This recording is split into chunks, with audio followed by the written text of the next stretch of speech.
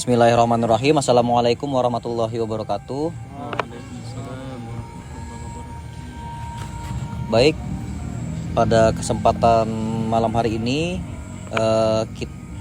kita akan membahas materi yang berjudul salat wajib, yang mana di dalam salat wajib ini adalah salah satu fondasi yang sangat penting khususnya bagi umat muslim, karena di dalamnya itu terdiri dari rukun Islam. Rukun Islam yang kedua yaitu sholat, yang mana ini sangat penting khususnya sebagai umat muslim, sebagai bentuk bukti bahwasannya bentuk penghambaan kita sebagai umat muslim kepada Allah Subhanahu wa taala. Baik, yang mana pada malam hari ini kita akan membahas tentang sholat wajib, pengertian sholat wajib, syarat syah sholat wajib, dan praktek sholat wajib. Oke. Dan kita masuk ke pembahasan pertama, yaitu tentang pengertian sholat wajib.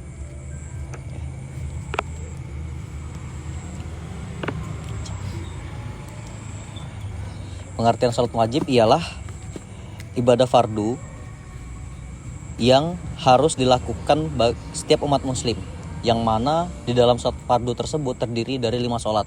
Yang pertama itu sholat subuh, sholat zuhur, sholat asar, sholat maghrib, dan sholat isya. Jadi dalam sehari umat muslim itu dituntut untuk sholat 5 waktu ya, yang mana dengan tata cara yang tertentu. Yang poin kedua ya, kita akan membahas tentang syarat syah. Bukan hanya sekedar kita melakukan sholat saja, tetapi kita sebagai umat muslim juga dituntut untuk memenuhi syarat sah sholat wajib ya. Khususnya di dalam poin-poinnya ini kita akan membahas yaitu yang pertama, syarat sah sholat wajib beragama Islam khususnya, jelas ya. Kalau selain non muslim ya kita nggak bisa untuk melaksanakan sholat wajib karena tidak beragama Islam. Yang kedua, suci dari hadas dan najis. Nah ini penting nih. Nah, kalau misalnya kita melakukan sholat wajib tetapi pakaian kita atau badan kita masih dalam keadaan najis atau hadas ya, sholat kita maka tidak diterima. Nah, yang ketiga itu ada menutup aurat ya. Menutup aurat. Karena apa? Karena bentuk adab kita kepada penghambaan kita kepada Allah.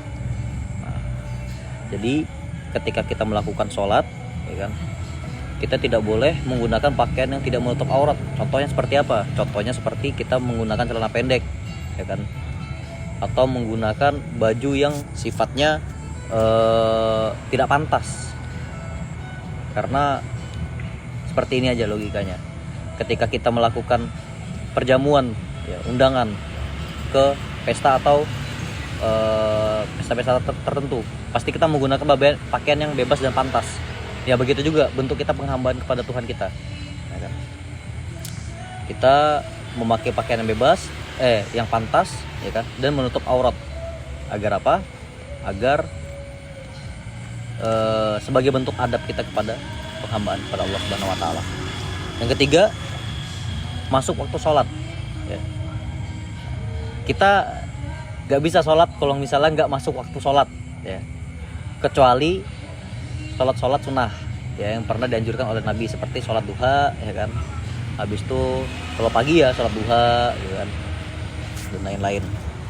Nah contohnya sholat zuhur ya kan, ketika masuk waktu sholat itu kan siang ya, jam 12 ya, jam 12 atau jam setengah 1. Nah kemudian sholat asar.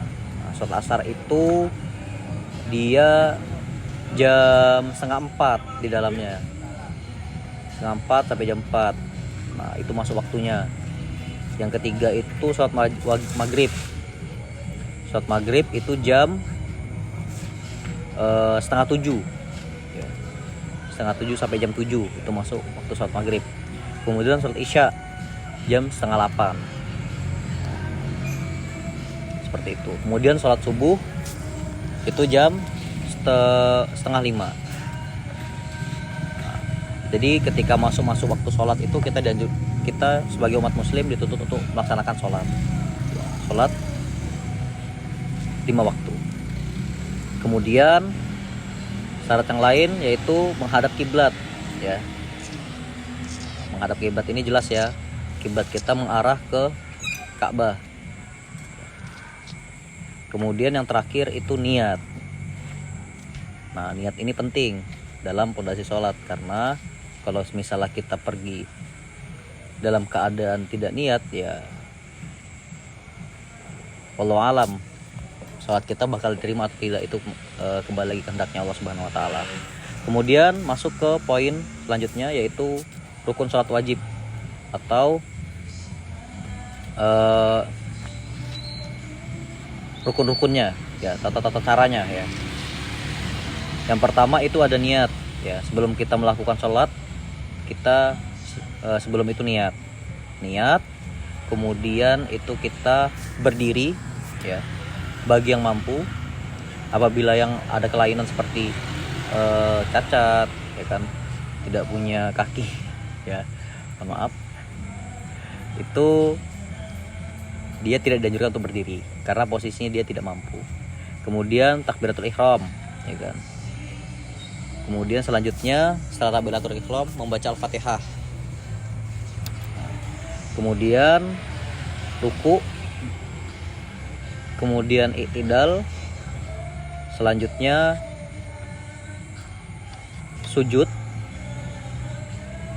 Setelah sujud duduk di antara dua sujud, kemudian tasyahud akhir, dan terakhir salam. Nah, itu adalah rukun sholat wajib. Ini wajib yang wajib dilakukan dan tidak bisa ditinggalkan. Kalau misalnya salah satu dari 10 ini tidak terpenuhi, berarti sholatnya tidak sah juga. Kemudian yang terakhir itu prakteknya seperti apa, ya kan? Teman-teman mungkin di sini bisa praktek satu orang. Minta tolong. Praktek dong. Gimana Pak? Sebelah sini, Pak. Sebelah sini, Pak. Depan nilai plusnya dong. Sebelah sini. Yang pertama melakukan niat, ya. Contoh niat, melakukan niat sholat zuhur. Udah bisa kok Pak. Ya, niat dalam hati aja, niat dalam hati. Sudah. Ya, niat dalam hati, kemudian takbiratul ihram, mengangkat kedua tangan. Oke, mengangkat kedua tangan, kemudian berdiri dan membaca Al-Fatihah. Al-Fatihah, kemudian ruku. Ya, pintar Doni. Kemudian i'tidal, ya, pintar. Kemudian sujud, bisa dipraktekkan karena dia, ya, sujud, ya. Kemudian yang terakhir duduk di antara dua sujud, itu seperti iftiros, ya. Apa sih namanya? Ya, iftiros, ya. Kemudian yang terakhir tasyahud akhir dan salam. Nah, silahkan Dek Doni duduk kembali di tempatnya. Oke. Nah, kemudian ada juga nih poin terakhir, hal-hal yang membatalkan sholat. Nah, seperti apa hal-hal yang membatalkan sholat? Itu berbicara ketika sholat. Nah, berbicara ketika sholat dengan sengaja, ya. Kemudian banyak gerak yang tidak perlu. Nah, contoh seperti ketika kita sholat, ya kan, kita goyang-goyang begini, ini hal yang tidak perlu dilakukan, ya, karena mengganggu dari kekhusyuan sholat.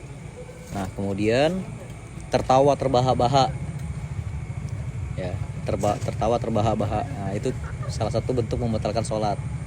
Nah, kemudian makan dan minum itu juga hal-hal yang membatalkan sholat. Yang terakhir itu tidak menghadap kiblat. Nah, tidak menghadap kiblat, misalnya kiblatnya di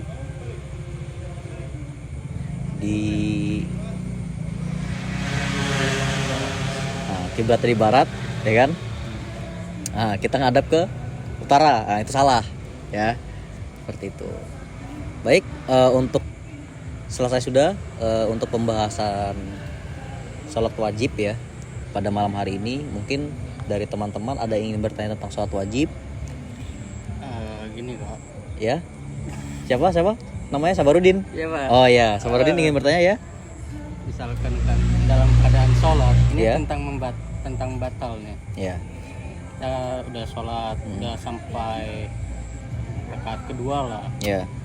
Nah di tengah-tengah sholat itu ada kejadian kita tidak sadar buang angin. Kita kurang yakin gitu maksudnya ini kita nih Oh, ragu-ragu. iya, Ragu-ragu di dalamnya. Kita Iya. merasa bahwasannya kita itu iya.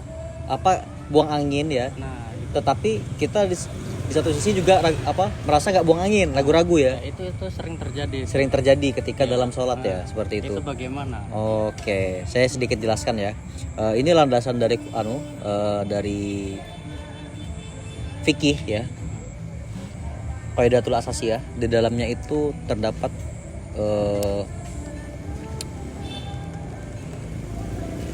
kaidah yang dalilnya itu al yakinu la yuzalu bisyak. Yang mana keyakinan itu bisa gugur karena keraguan. Nah, jadi apabila kita merasa adanya keraguan di dalam situ, kita bisa memilih antara kita ragu atau tidak ragu. Nah, tetapi harus yakin bahwasannya kalau misalnya kamu kentut dan kamu merasa itu kentut dengan sadar, berarti kamu harus membatalkan sholat. Akan tetapi ketika kamu merasa itu samar-samar, kamu harus yakin kalau itu tidak kentut, karena kejadian itu samar-samar. Seperti itu. Jadi kalau misalnya kamu ragu, pilih salah satu di antara keduanya. Antara kamu yakin tidak kentut atau yakin kentut, gitu. Seperti itu. Sampai sini jelas ya pertanyaannya? Baik, terima kasih Dek Sabarudin. Ya. Baik, kalau cukup sekian ya untuk materi kita pada malam hari ini. Mungkin nanti kita akan melanjutkan materi pada esok harinya ya. Dan apabila ada yang tidak dipahami nanti mungkin ditanyakan saja melalui via WA ya kan. Dan apabila kita pengen diskusi lebih lanjut, kita bisa nanti berbicara. Baik, saya akhiri. Wallahu muwaffiq ila aqwamit thoriq. Wassalamualaikum warahmatullahi wabarakatuh. Waalaikumsalam.